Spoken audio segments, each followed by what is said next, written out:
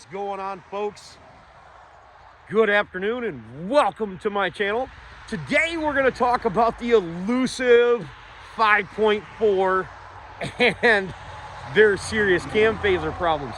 But in this video, I'm going to not show you how to do it, but I'm going to show you what happened and why you're doing it and explain to you the solution for this problem.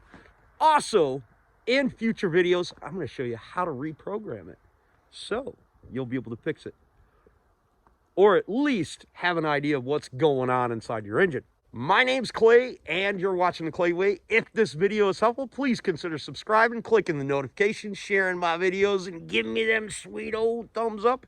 If you've got a question, I answer them absolutely for free when I have time and as much as I possibly can on Clay's AC and Auto Repair on the Facebook Messenger. Remember, if anyone else can do it, I promise you, you can do it too. So let's get going to this stuff and get down in it. So more than likely you're watching this video because you're having an issue with your 5.4. These engines are found in all sorts of models that Ford makes.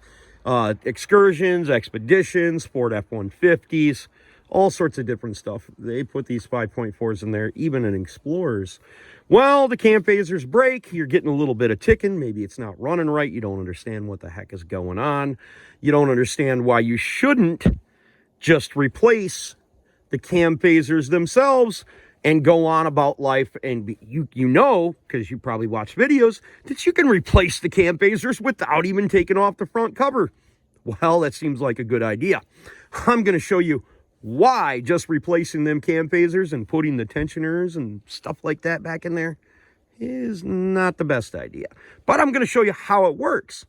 And that's the pudding of this video. Now, there's dozens of videos out there showing you how to take this thing apart. I do recommend that you completely take off the front cover of this, because often guides will break and tensioners will go bad if this has been running a little while and your phaser's been flopping around in there. So keep that in mind.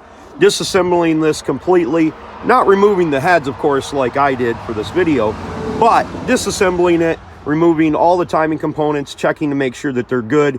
If the guides are good, they don't need to be replaced. Just look closely at them for cracks and stuff like that, and check the tensioners, make sure there's no play in them. Replace the tensioners if necessary. And when you go to put this thing back together after it's been locked out and then reprogrammed, you're going to be super, super stoked that you did this. So we've got this Ford 5.4 here. Okay, and I've got the cylinder heads off. What had happened in this situation was one of the lifters had busted, bent the valve, so we're replacing that. But I thought this was a good opportunity to go over some of the things and how I believe these cam phasers work and why they fail and things like that. Okay, just to give you folks an idea of how this system works right here, and hopefully get out some of the misinformation or misconceptions, I should say. There's really not a lot of misinformation out there that I'm aware of, because I don't look things up all the time to find out who's right and who's wrong. Okay, so we have oil pumping up into our cylinder head. And as that oil pumps up in there, we have what's called a VCT solenoid. This VCT solenoid opens up with an electrical charge when told by the computer to do so, depending on RPMs of the engine, and then spins this gear and puts it in a different position. So these valves are opening at different intervals. This system works under oil pressure, and when it loses that oil pressure, it becomes a problem. Let's take a look at the operation of how this works. We have the solenoid here. We have the cam. We have holes on the cam to allow the oil to come in there. The cam is solid from this point back. Oil travels up into the cylinder head, up into the cam, out to the actual phaser itself.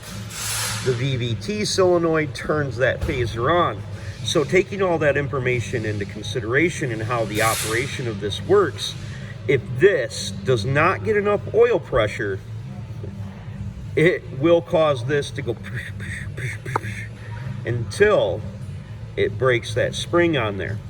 So my theory is loss of oil pressure at this point is more of the cause of this breaking opposed to this metal being defective or this actual spring being bad. Now, the intention of this is to increase fuel efficiency, lessen emissions, and do all of them things that, you know, the sweet government wants us to do to not pollute our atmosphere. Well, that all seems great and well, unless, and this is the caveat of this stuff that people don't understand, they think these springs break on here. Well, they do break, but the real reason that they break, because of lack of oil pressure, and that jiggles them around and causes them to sit there and skip, because sometimes they have full oil pressure, sometimes they don't, ending up snapping the spring on there, causing them to fail. And these holes right here are for your oiling of your cam. As this cam rotates in here, these holes open up a couple of hundred extra thousandths. You know, very, very, very minute amounts. But as them holes open up and they get larger, you lose oil pressure. So think about it like this. If you've got a water hose and you turn the water on and the water's coming out, if you stick your finger over the end of the water hose, it starts shooting out like massively. Well, as these holes open up, it starts coming out like a trickle, and it doesn't have as much pressure. Then in turn, this is switching on and off because it's telling this cam phaser to move. And as it sits there and switches on and off and loses oil pressure during that operation, it breaks the springs inside here. So even though you go and you replace these cam phasers with brand new ones, a week later you can have the same problem, a broken cam phaser, and you're like, oh, cheap Chinese junk. Well, let's think about it a little bit further than that. Let's think about that loss of oil pressure, which is extremely common at an idle with these Fords. They'll have 5 or 6 pounds of oil pressure. Now, you wouldn't know that because you're like, oh, Clay, my gauge is at the center. Well, that's an on-off gauge. It's not really technically a gauge at all. All that thing does is tell you if you have oil pressure. It doesn't necessarily represent any particular flow of oil pressure, because Ford intentionally made it to where when these get a little bit bigger, they lose oil pressure. Now, and not only do the holes get bigger, but the surface of the cam starts to wear down. That in turn, along with the holes getting bigger, makes the oil pressure less. Now, there's a couple things that you can do. You can take these apart and lock these out, but then that also requires programming. I have read where you can drive these without programming them by just locking these phasers out.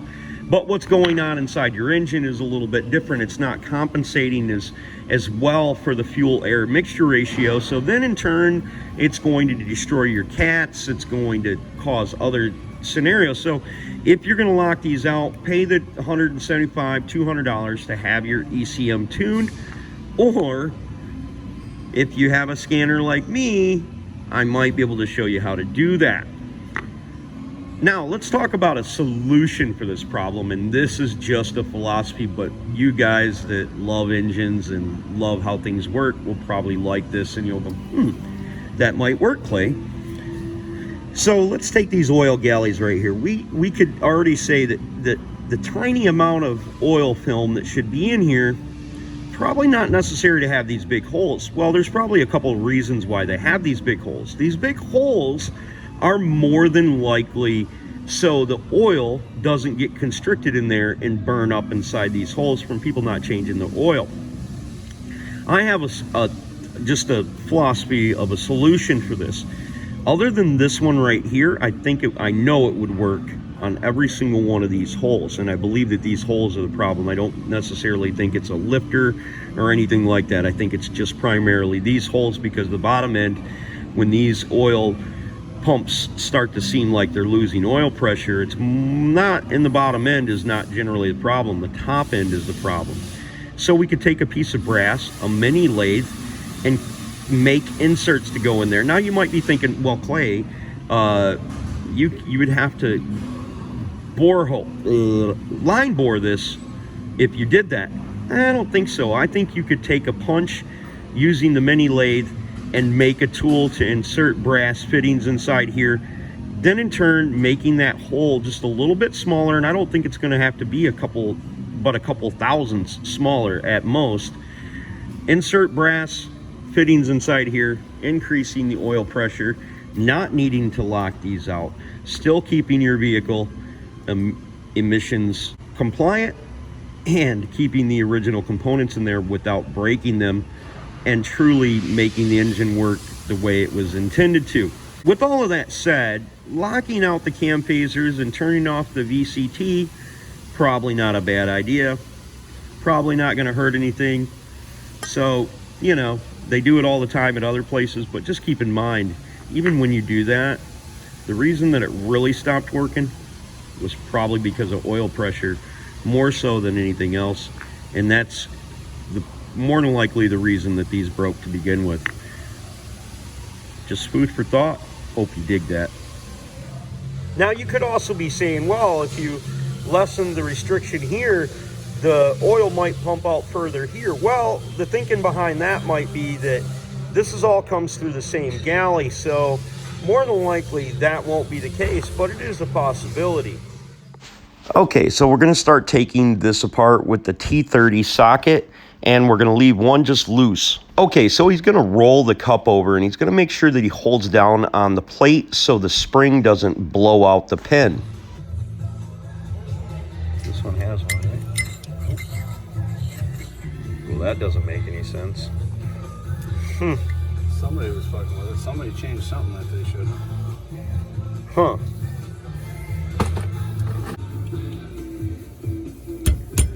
Now he's driving out the pin that holds the spring, and he's just took a piece of steel and inserted it in between there, so literally you could go cut a piece of steel with your hacksaw. Put it in there, it doesn't lock. Does it go in any specific spot? Makes yes. These to where these don't move, right? Yeah, these have gaps right there. Yep. You notice? That one does not. And there's only one of them that doesn't have a gap. Okay. And it goes into one that does not have the gap.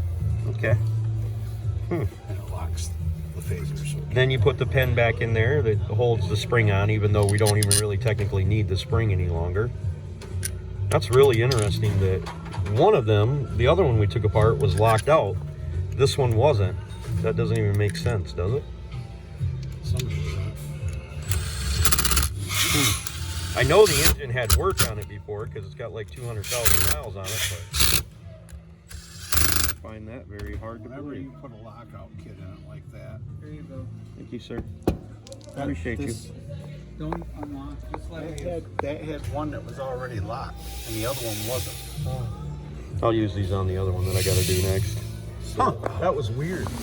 Okay, so on these engines, the absolute best way to fix them, but it's not real practical and it's not real affordable, is to line bore the cylinder heads and put in sleeves, which then in turn will make the oil galleys smaller, which will increase the pressure to all the cam phasers. The reason that we're able to lock these out is because even at an idle, they're not losing 100% oil pressure.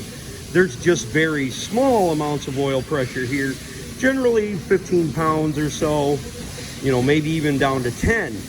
If you line bore the cylinder head and you put in cam bearings in there, with the cam bearings, it actually makes them holes and them galleys in there smaller, then in turn increasing the oil pressure. But locking these out is 100% acceptable, and also you actually get more horsepower out of them. So hopefully you guys feel a little bit more informed, and hopefully I didn't confuse you too much. I was jumping around quite a bit. I made quite a few different takes on this stuff, forgot things, tried to edit it, blah, blah, blah, going through. Would have been better if I could have just made it all at once, but yeah, even I forget things. If this video was helpful, please consider subscribing, clicking the notification, sharing my videos, and giving me them sweet old thumbs up. And if you have a question, hit me up on Clay's AC and Auto Repair on the Facebook Messenger. I certainly try to help everyone I can. I can't help you with your baby mama drama, but I may be able to help you with your ride. Remember, God bless and have the best of days, folks.